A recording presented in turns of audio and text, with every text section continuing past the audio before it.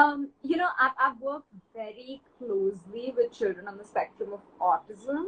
Um, so I might have, a very academic or a very, activist point of view to things. So I'm going to first let you answer this, Dinesh, and then I will answer.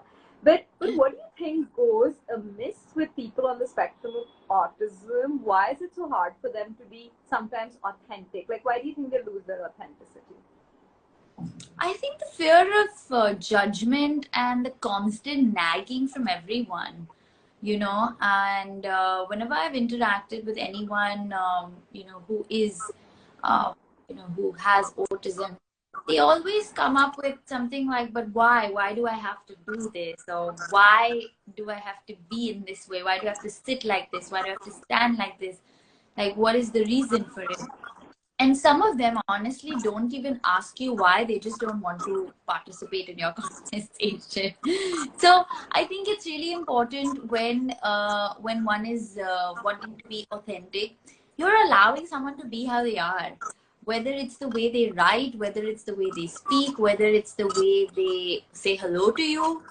And you don't call it weird, you don't call it queer, you don't call it odd, you don't say that there's something wrong, so I think whether it is autistic or whether it is anybody at all, I think allowing someone to just be who they are, and letting people just be how they are is we are a part of society wherein we're the pain and we're the cause, and we're the only medicine that can also work.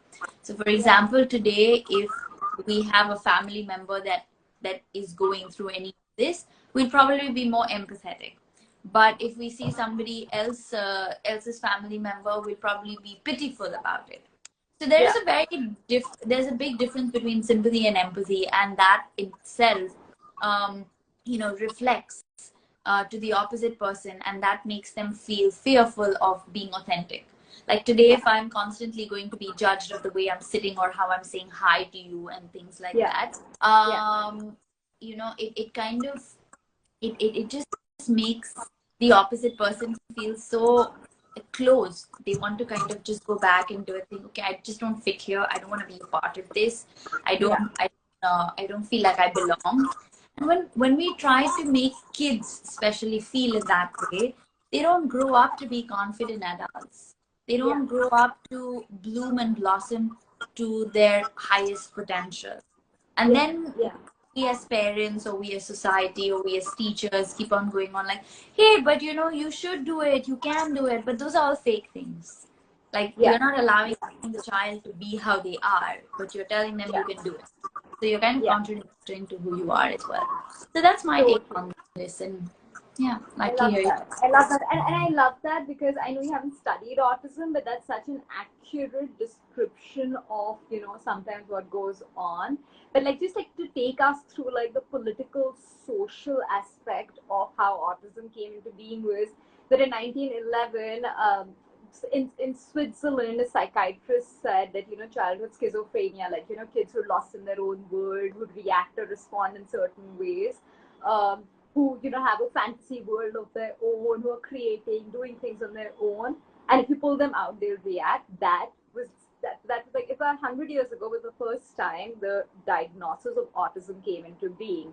And then their next door neighbors, Germany, somebody took 11 children and studied them and said that yes, these are the traits, that they don't have social contact, they're pushing people away, they struggle to make eye contact, they're lost in their own world. That's autism. And then it started to go down. Leo Kanner came in, Austrian American guy. So they started to spread the word around.